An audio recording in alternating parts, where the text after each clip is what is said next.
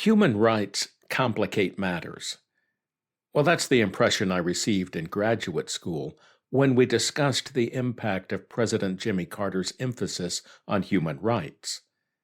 It's much easier to conduct diplomacy and manage matters of state when human beings are reduced to statistics. When we leave out the faces and the names of real people, we can do anything. That's because we don't have to count the real cost.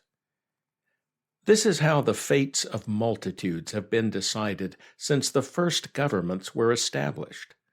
National interests sometimes require kings and presidents to take harsh measures to keep their nations intact and keep themselves in power. That's how we get Soviet gulags, Nazi concentration camps, strategic bombing campaigns, and migrant caravans through Mexico. It's also how we get policies that weaponize food distribution, fishing rights, and family planning. Governments aren't the only ones guilty of turning human beings into numbers. It happens everywhere. Big corporations are notorious for favoring profit margins over the best interests of their employees and customers. Small companies do the same sometimes. So do churches when it comes to emphasizing numbers in Sunday school and dollars in the weekly offering over families saved and lives changed. Messiah Yeshua had something to say about this. When he sent his disciples out to minister, he told them, "Are not 2 sparrows sold for a penny? And not one of them will fall to the ground apart from your Father. But even the hairs of your head are all numbered. Fear not, therefore, you are of more value than many sparrows." One thing we learn from Yeshua's instructions is that our Creator himself places the value on every single human life. What's puzzling and grievous to us is that even our Creator allows the destruction of life when necessary. We learn that from the laments of his people Israel when they ask why he has afflicted them. Here's an example from the sons of Korah. If we had forgotten the name of our God, or spread out our hands to a foreign god, would not God discover this? For he knows the secrets of the heart. Yet for your sake we are killed all day long. We are regarded as sheep to be slaughtered. These are God's covenant people crying out to him. They, of course, would be the ones to do so. The wicked and those with no connection to the Almighty wouldn't be expected to call out to God in this way.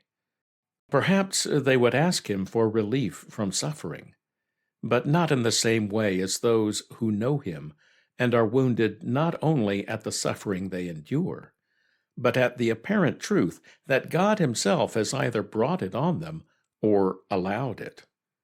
Why, if they are so valuable, does God not preserve them from such pain?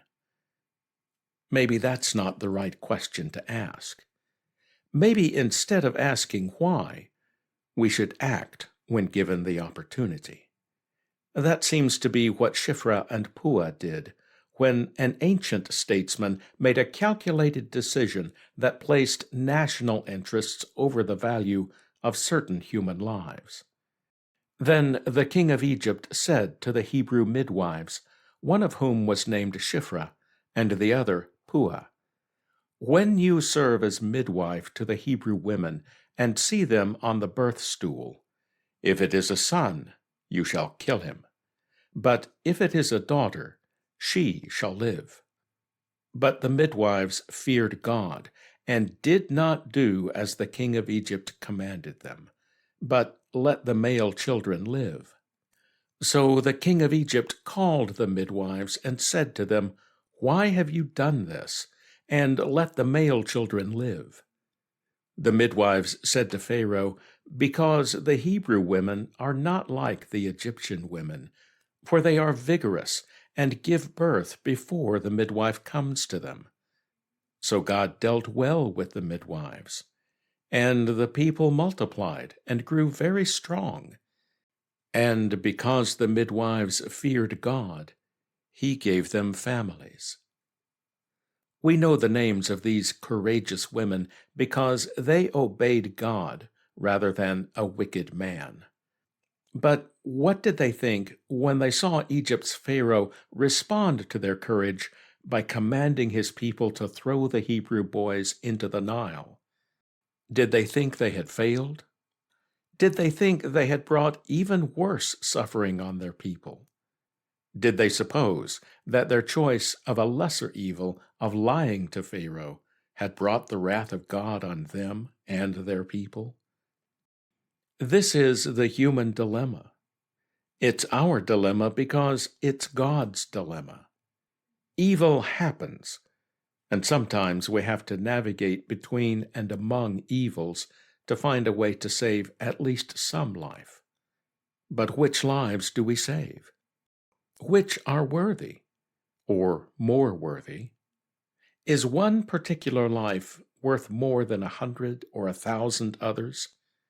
What if it's the life of one innocent child weighed against 1,000 criminals? Are we even in a position to make such a choice?